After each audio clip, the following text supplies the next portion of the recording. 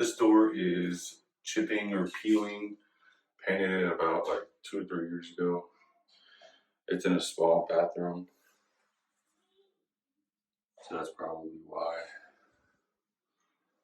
The paint that we used was about 5 or 6 year warranty or something like that, I believe.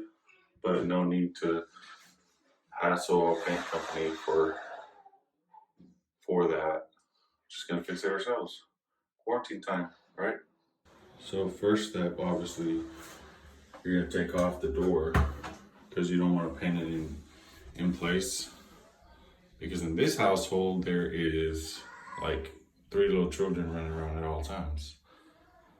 So what you'll do is stick a screwdriver under here, thin enough though, like a thin enough screwdriver that'll fit in the little hole under there. And then hit the bottom of the screwdriver so you can pop up this little pin, and then that way you just leave them on there so you don't have to mess with the screws and all that. So I'm taking them off. If you notice, this one is actually coming down. All of these were coming towards like the ceiling because it's easier to hit something up high, you know. And then down here, if you were to have it down here at the bottom, you would have not even 4 inches of space to swing whatever it is that you're swinging to take off the pin, because you can use anything, you know. So it's coming down, so it's easier. There goes the door. It's loose. Let's take it down to the work area. Then you just put your pins back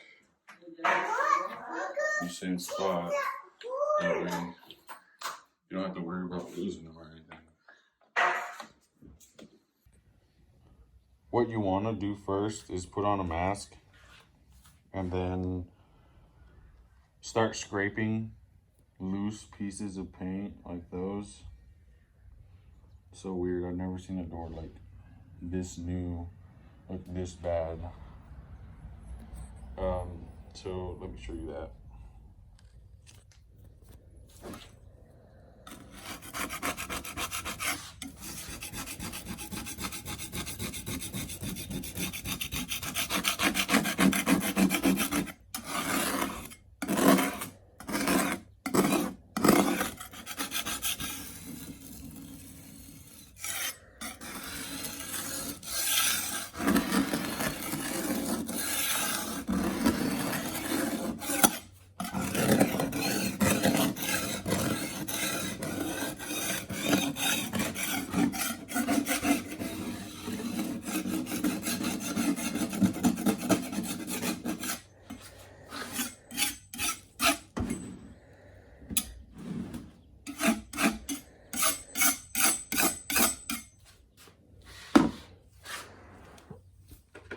So obviously when you're done doing that, then you're gonna start sanding it.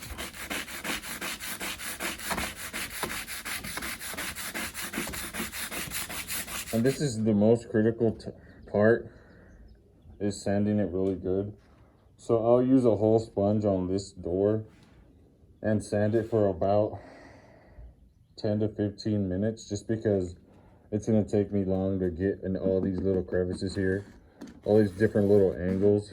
And then after that is when we'll start messing with actual paint.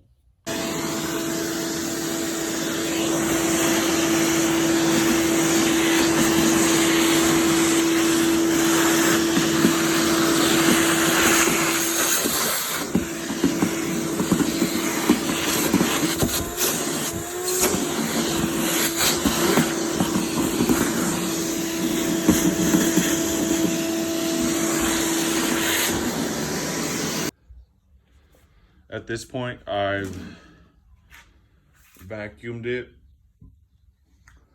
after I scraped it with the putty knife. And then now I just finished up the first sand. And I say first sand because I'm not ashamed to say that I didn't get it all in the first time. So what I'm gonna do is I'm gonna vacuum it again and sand it once more to get like any little areas that I didn't get. Whew, hard work. Alrighty, now that you have scraped and sanded the heck out of it, it actually ended up taking like about 30 minutes. You're gonna wipe it down with a damp rag, get all the loose dust off of it before adding primer. Alrighty, now we're ready for some primer, and this is what I'm gonna be using, a white synthetic shellac primer. For interior basis only. And the way that we're gonna apply this is through a roller. Just your simple 3/8 4-inch roller. You can buy it pretty much anywhere. This one's a reused one because it's primer, and this primer is pretty strong actually. So I might throw this away after using it on this door. So we can just go ahead and just go for it. Dip it in there. Shake off whatever excess that you have. Notice I'm kind of just shaking down. I don't shake up with force. I just come up and shake down, right? And any excess on this roller, you can come back down on it as I'm doing now, so it can distribute throughout the roller itself a little bit better, and it feels pretty even now. So what I'm gonna do is like just dab it in some areas so that I can distribute the primer somewhat evenly and not just like blob it all in one area, you know. And then I'm gonna start rolling it.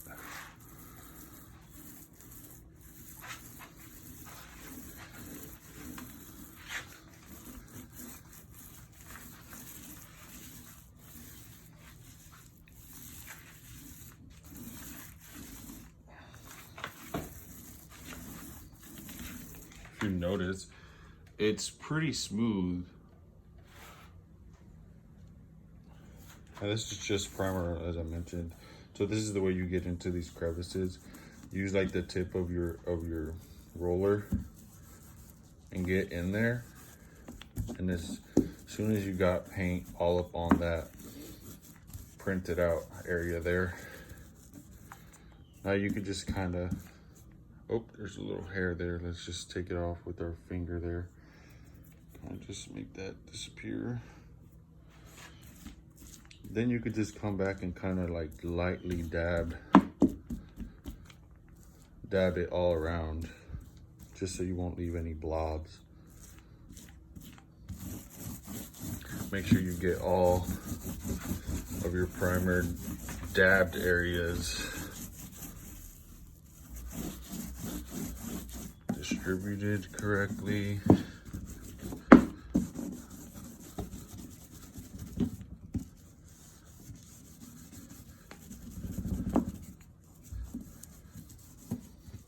And I'm going to continue this throughout the entire door. What I'm gonna do is finish priming both sides. Obviously let this side dry at least 3 hours or so, maybe a little less, maybe like 2.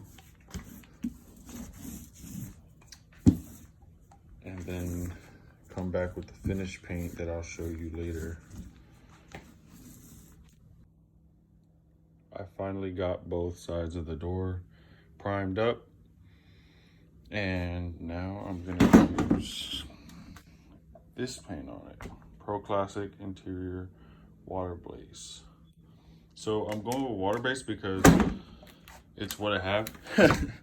If not, usually I'd use an oil base. And the thing is it's an acrylic, so it's gonna harden up pretty good. Yeah. Got the first coat on this side of the door. It's taking a little longer to dry than I thought, but see how it goes. started this project kind of late in the day, so I'm not sure I'm gonna be able to finish it today. Well, it's quarantine time, so I might even just stay up till I finish it. In between like Netflix shows and such. Since the paint wants to take its sweet time to dry, I rigged myself a little area to where I could hang my light, and obviously the LED light's not gonna heat up anything, but I got my little gun, my little heat gun, ready to dry it up a little quicker, so that way I could walk away for like increments of 5 minutes or so, 5-10 minutes. I would say like don't try this at home, but you know, everybody does whatever they want at the end of the day. So if you do set up something similar to this, set a timer, and then that way you'll know when to come back and check on your heat gun. That way it won't like overheat, you know, blow up or something. I don't know. Now I'm done with the door. Got it put back and everything. I think it looks really good, if I do say so myself. When you're putting the door back, make sure you put all your hinges and such in a certain spot all together with your screws and all.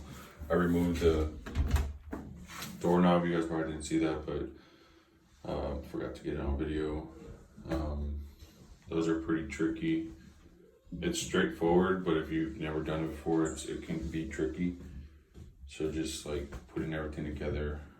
The doorknobs, I usually, when I take them off, I'll put them back together like by themselves, obviously.